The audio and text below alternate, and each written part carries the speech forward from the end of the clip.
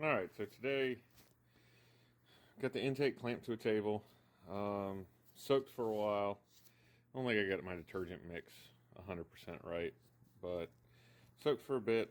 It's doing what it's going to do. I figured before I go and blast it, I will see about fixing some of the, I don't know, I guess uneven casting. Sorry, my floor is wonky. Let me not stand on that. Uneven castings in here. Yeah, I mean, it's still pretty dirty. But like that, that's a casting ridge. That can be brought out. Here, I need a light. Let's see here. If I was a light. What do we got? Alright, so you can kind of see it's, let's see, maybe if I put the light inside, I can't fit the light inside because I clamped it down too well. Okay, let's see. Nope. Okay. Damn you being small. But yeah, so like, you can see, there's casting, that's poor casting. These guys are making everybody motion sick. There, you can see the lip on that. So, this is the rear back here. That's the rear of the intake. So it's the machined area. It's actually like it's shifted to the rear here, and then on the top on this one, which would be the driver's side. Yeah, kind of the same way. It's not as pronounced on the back, but it's definitely pronounced here. And then that's bad casting. It's not too bad on this side. And it's shifted and shifted. So I think I'm just going to try to take a bit out of it. Just to smooth it up, make it a nicer transition, see what I can do. Okay, well, I don't think it came out too bad. Let's see if we can see in there. It's not pretty. I did not, this was done by hand. This is not machined out, CNC'd, anything. But everything's reasonably smooth now. It's got some pits in it. They're not bad, but I don't know. They showed up. I think it's just poor casting. But let's see here. We don't have the big casting, I don't know, overlay, I guess would be the right way to describe it. Stuff was shifted almost, let's see, this is the back of the, no, this is the front of the intake. Stuff was shifted kind of on a diagonal, kind of towards the rear. It was really odd, but it'll get the job done for me. I'm not looking for all the horse whispers to come out of this engine. These intakes have their uses, I guess. There's a lot of guys that sink a lot of money into building one. There's a lot of guys that say take them off, dump them in the scrap metal pile, and let them make beer cans out of it. Nobody's happy about everything. But one thing that does seem to stand out is that they're really good for low end torque. Since this is a truck engine and I use it as a truck, I load it up, I take it places. Low end torque is really what I'm after. I could care less if it screams to the moon. If I get 4,500 to 5,000 RPMs out of it, I'm happy. That's all that truck needs to see. 410 gear with the equivalent of, I think the tires on there are like 33-inch equivalents or 34-inch diameter equivalents, something like that. So I mean, it's going to be what it is.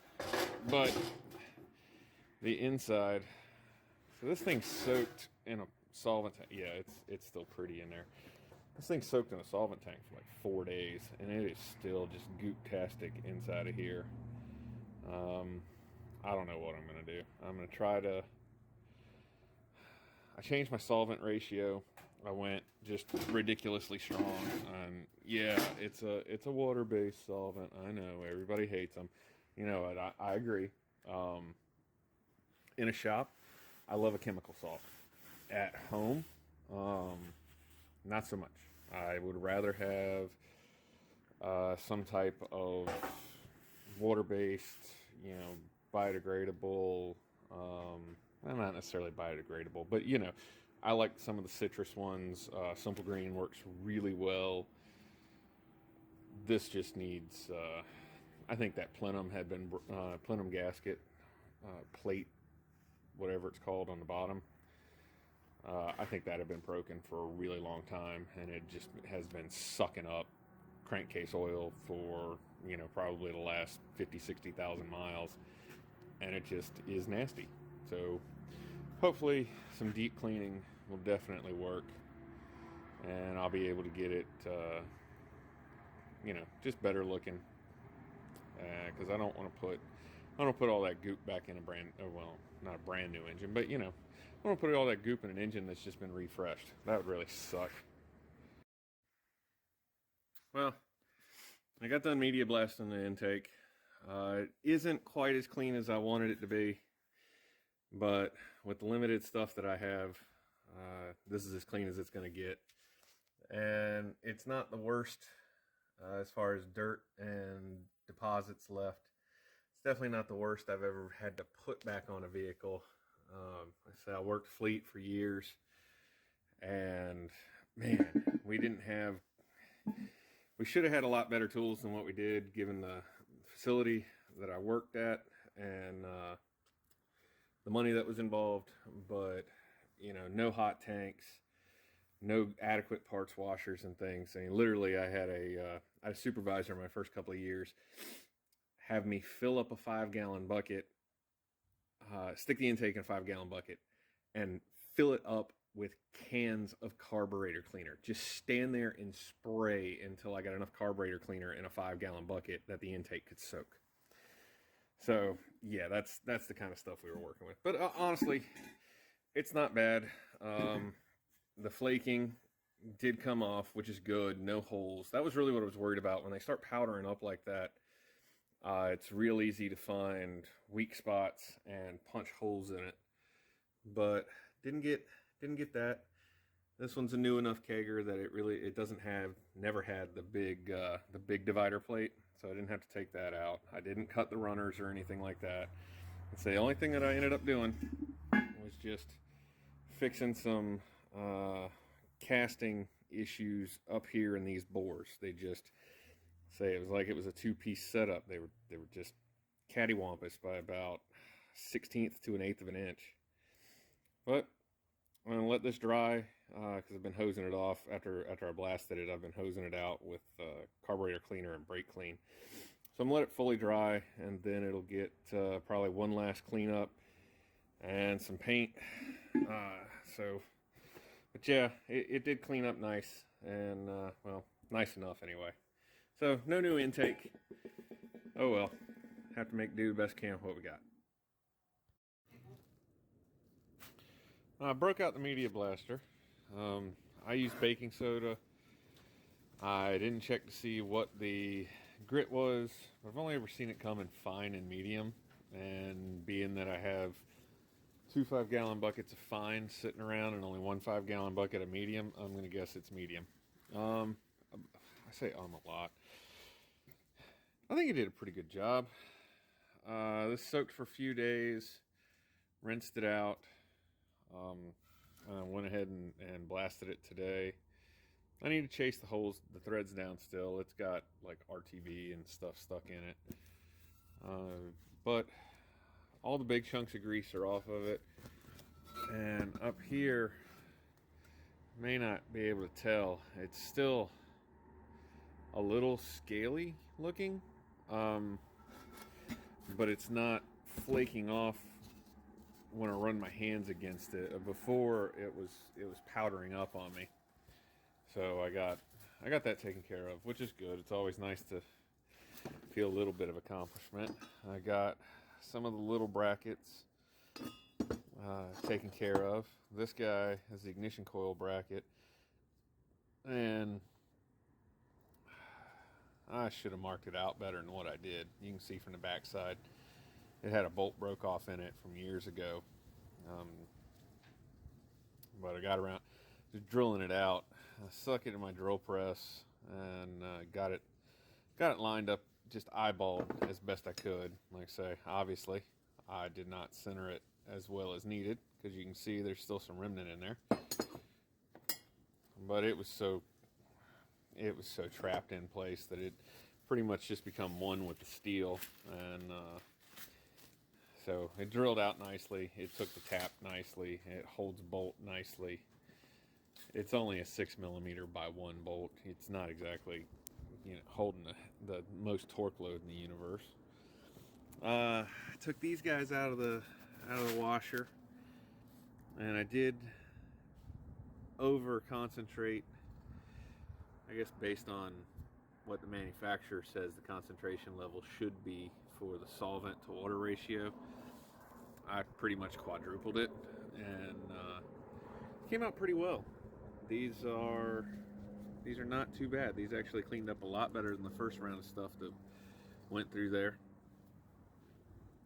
So I'm hoping, I have high hopes now that I got the oil pan in there, and after a few days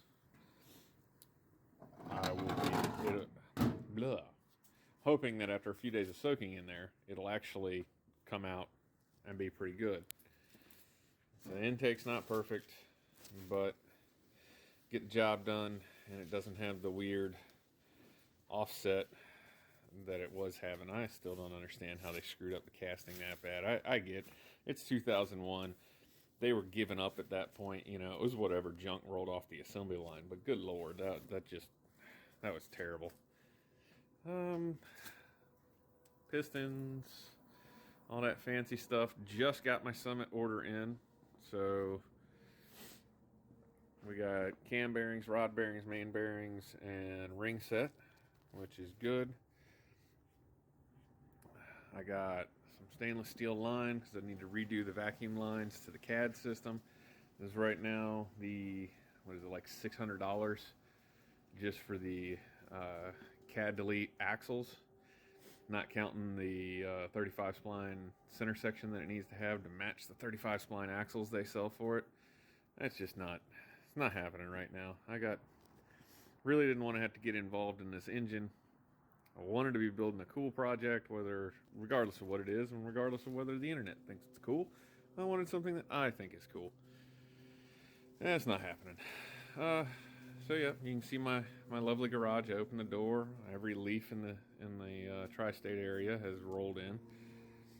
But so far, I think it's coming along pretty well. I guess big stuff's gonna be in the block. I got to get the crank out of there. I got to polish up the journals on the crank. I got to clean out where the pilot bearing goes into.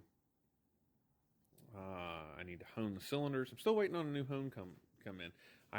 For the love of me, I can't find my cylinder hones.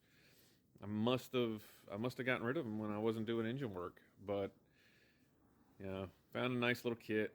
Comes with like 4 different sizes. 4 different size range for the hones. So I hone the cylinders. I'll need to hone the cylinders still. Got to get the cam bearings out so that I can get the new cam bearings in, which is fun. I hate doing cam bearings. I just really do. I always feel like cam bearings are one of those things you're going to just screw it up no matter what you do. No matter how much time you take, no matter how many tools you use, you're just going to screw it up. I hate cam bearings. But hopefully everything goes smooth. And that should be some of the next stuff. I guess I ought to clean this mess up before I get working on anything, though. That would probably help. So this will probably be in the next videos.